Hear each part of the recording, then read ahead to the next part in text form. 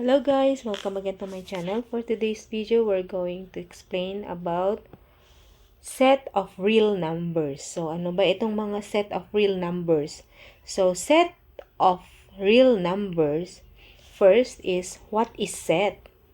So, a set is simply a group. Set is a group. Sila daw ay grupo or collection of numbers. So, example, set A. This is an example.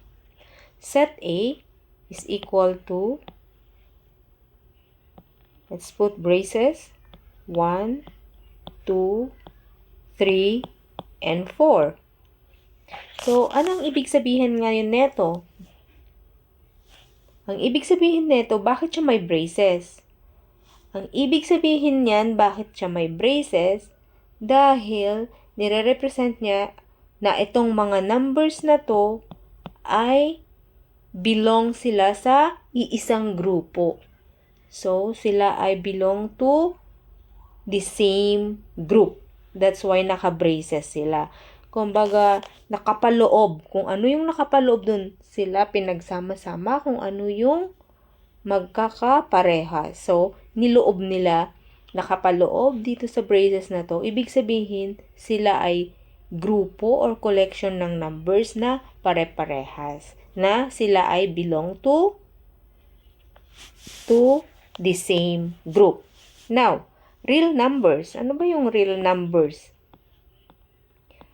Bakit? Meron bang fake numbers?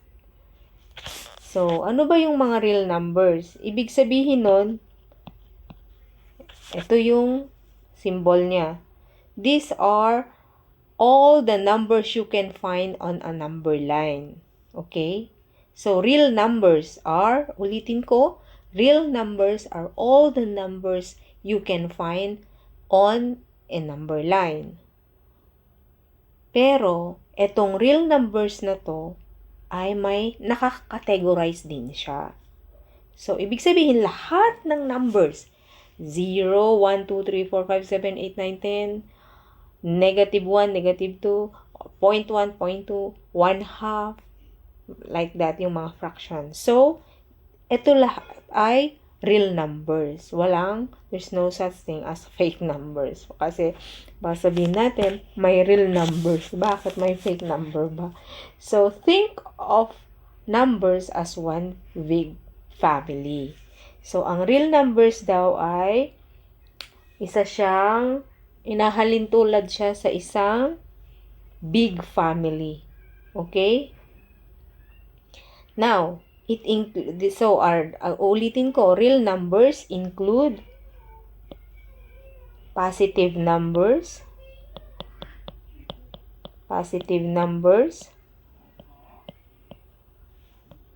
ito yung symbol niya, negative numbers,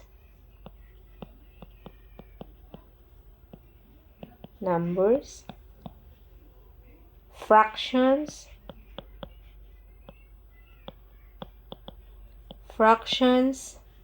let's say 1/2, decimals, 0.05, that is a decimal. Next is square roots,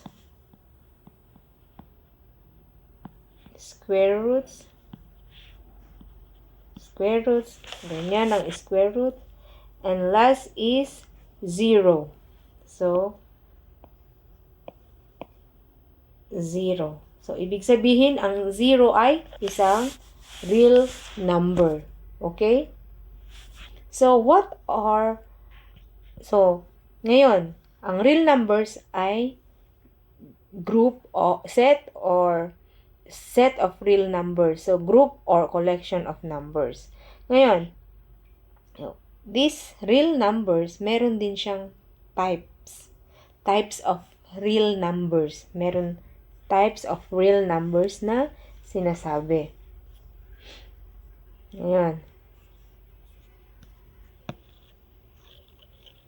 Meron siyang types of real numbers na sinasabi.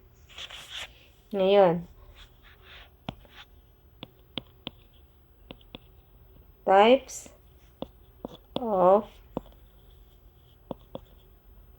real numbers. Number 1, natural numbers. Natural numbers.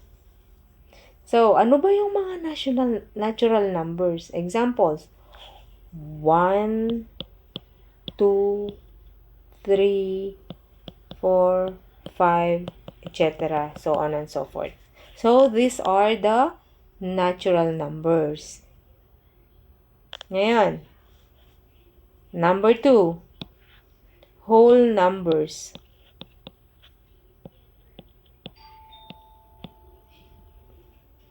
Whole numbers. So, meron tayong 0, 1, 2, 3, 4. So on and so forth. Ngayon, nakikita nyo ba yung difference ng natural and whole numbers? Ano ang difference natin? Siyempre, ito yung difference natin. Yung 0. Yung whole numbers, kabila may 0 siya.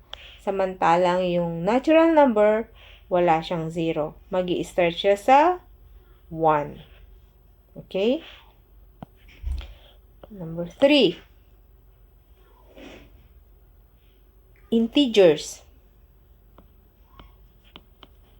Integers. These are integers. Ngayon, what are those integers naman? So, ibig sabihin ng integers, kabilang na dito yung mga positive numbers, negative numbers, and 0. So,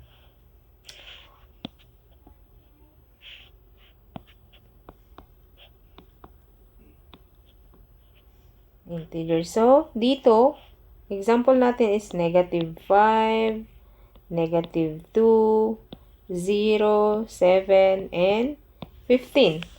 So, these are integers. Ngayon, may dadagdag na naman. So, from natural numbers to integers, padagdag siya ng padagdag. Ang napansin natin is, from 0, na-add na sa whole numbers, dito naman sa integers, sinama na ang negative numbers. Ito yung mga negative numbers. Nandyan na sa integers. Okay?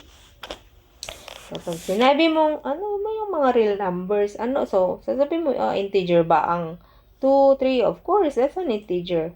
So, lahat yan, pag negative, integers na. Hindi mo siya matatawag na integers pag wala siyang, pag yung 0 ay hindi siya natural number. Pag negative 5, sasabihin mong whole numbers? Of course not. Kasi nga, integer siya. Bilang siya sa integers. Now, number 4. Number 4. Rational numbers. Ano ba yung mga rational numbers? Rational numbers. Numbers that can be written as fraction. So, lahat ng numbers na nasusulat as fraction, ito ay rational. Okay? Rational. Kasama rin dyan ang negative and positive. Negative or positive. Okay na yan. And decimal point. Mga decimal. Yan. 2. Yan. Okay? Kung napapansin nyo, 2 is also rational because 2 is equal to 2 over 1. So, written as fraction pa rin yan. So, ibig sabihin, yung whole numbers ay rational pa rin kasi nga, automatic yan, meron siyang denominator na 1. So, fraction pa rin yan. So, these are rational numbers. Next.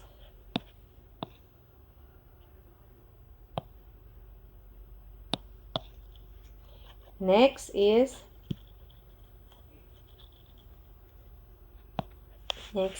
the number 5, irrational. Irrational numbers.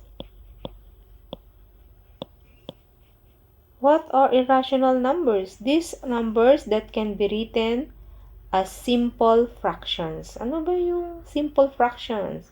So, the best example dyan, ang irrational, is yung pi natin. Pi is equal to 3.141592.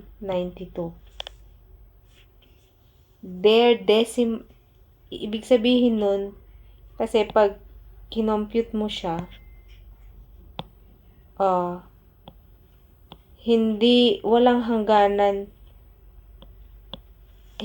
hangganan, their decimals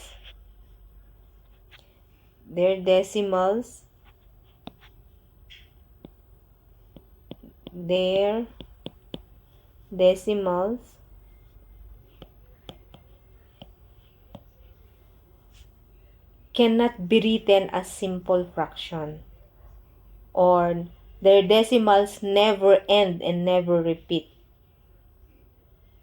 Never end. Yan yung keyword. Never end and never repeat. Oh, look. 3.141592. May na-repeat pa dito? Walang na-repeat na number. Okay? So, pag ganito yung number, yung fraction, let's say nag-divide ka ng fraction, hindi na siya, pag nakita nyo walang nare-repeat dito sa point, after the point, ibig sabihin irrational siya. Okay? Pero pag 3.6666, hindi yan irrational kasi pare-parehas yan. Okay?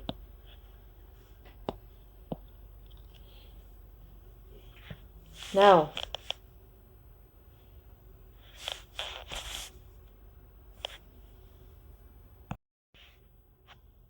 so, let's proceed to some examples. Example 1. 7. What type of real number is this? 7. So, 7 is natural, whole, integer, and rational, and real. Okay? So, it's real. 2, 0. This 0, ano siya? Belong to ano siya? So, ito ay whole, integer, rational, real. Okay? So, anong napansin nyo ngayon? 0 is not a natural number. Okay? Next, it is not natural. Okay? Next is negative 12. So, negative 12. It is integer, rational, and this is real. Okay? So, it is not natural. It is not also a whole number because it's negative. Okay? Example 4. 3/5. So, this is fraction. So, it is rational. So, all fraction are rational. Okay? This is rational. Real. Okay? Next is square root of 2. This is irrational. Real. Okay? Still real. These are real numbers. So, why it is irrational? Because when you the decimal number is not, it will never repeat. Okay? So, walang katapusan. Okay? So, yan ang ibig sabihin ng real numbers. So, hindi lahat ng numbers ay natural numbers. Hindi lahat ng numbers ay whole number. Diba? Kala natin whole numbers, ayan, natural number. Kala natin lahat integer. No? So, ibig sabihin, hindi integer ang mga may decimal at mga fraction. Hindi rin whole number ang may negative. Hindi rin natural number ang zero. So, lagi natin tatandaan yan. Okay? So, that's all for today. Thank you for watching. Subscribe our channel for more videos. Thank you. Bye.